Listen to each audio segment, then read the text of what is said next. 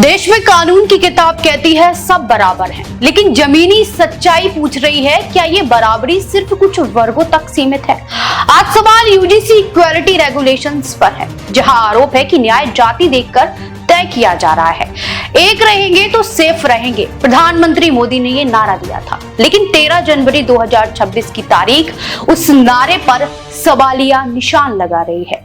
क्या यूजीसी के नए नारों के जरिए उसमें से एक सामान्य वर्ग यानी जनरल कैटेगरी को काटकर अलग कर दिया जाएगा? क्या सामान्य वर्ग का होना इस देश में अब असुरक्षित होने की गारंटी है? आज बात सिर्फ एक नोटिफिकेशन की नहीं है, आज बात उस हिपोक्रेसी की है जो शिक्षा के मंदिरों को राजनीति का अखाड़ा बना रही है। संविधान कहता है सब बराबर हैं, एक यूजीसी के नए नियम पूछ रहे हैं तेरी जाति क्या है। आज हम बात करेंगे उस नीतिगत असंतुलन की जिसने सामान्य वर्ग के छात्रों को कानूनन बेसहारा छोड़ दिया है।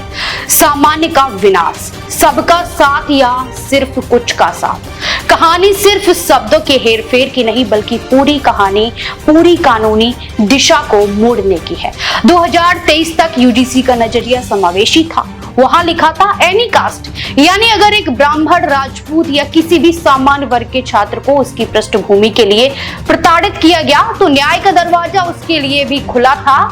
लेकिन 2026 में पासा पलट गया। क्या बदला सरकार ने, वो हम आपको बताते हैं। 2026 के क्लोज 3 से एनी कास्ट जैसे शब्द को हटा दिया गया है।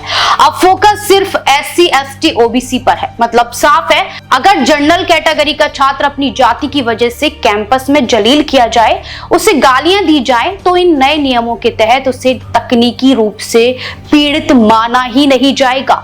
खतरा सिर्फ भेदभाव का नहीं, ब्लैकमेलिंग का है। क्लोज 3 में मैंडेटरी कंप्लेंट्स यानी अनिवार्य पालन की बात है। यूनिवर्सिटी प्रशासन के पास अब जांच का विकल्प ही नहीं बचा, सिर्फ एक शिकायत और सीधा सस्पेंशन, वरना संस्थान का फंड और मान्यता दोनों खतरे में पड़ जाएगी।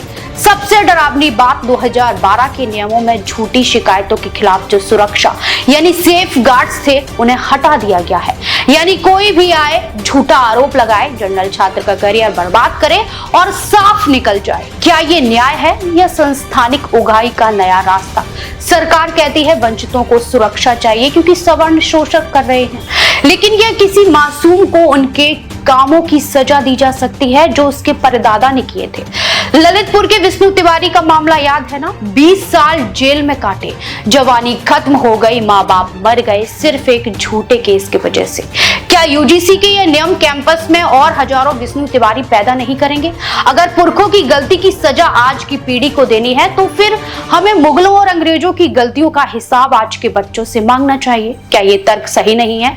मोदी जी, क्या ये प्रतिशोध की राजनीति नहीं है? जी हाँ, आज हर लाइब्रेरी में बैठा छात्र पूछ रहा है क्या उसकी मेहनत का कोई मोल नहीं? क्या गरीबी और प्रताड़ना सिर्फ जाति देखकर आती है? आज जनरल कैटेगरी का एक बड़ा हिस्सा यानी EWS है, उनके पास न पैरवी के लिए बड़े नेताओं के नंबर है, न महंगे वकील। जब कानून का झुकाव एक तरफा होता है तो ये गरीब सवर्ण बच्चा पूरी तरह बेबस हो जाता है। क्या सरकार ने मान लिया है कि जनरल कैटेगरी के बच्चे पत्थर के बने हैं, उन्हें दर्द नहीं होता? प्रधानमंत्री मोदी जी, आर्टिकल 14 कहता है कानून के सामने सब बराबर हैं। सुप्रीम कोर्ट ने कहा है कि बराबरी संविधान का बेसिक स्ट्रक्चर है, तो फिर यूजीसी के नियम इस मूल संरचना की धज्जियां कैसे उड़ा सकता है?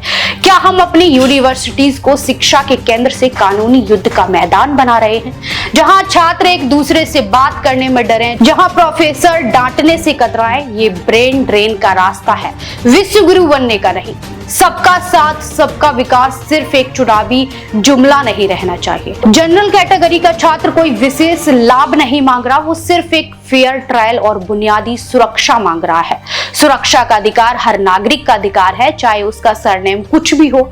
अगर आप ये अधिकार छीन रहे हैं तो आप न्याय नहीं प्रतिशोध कर रहे हैं।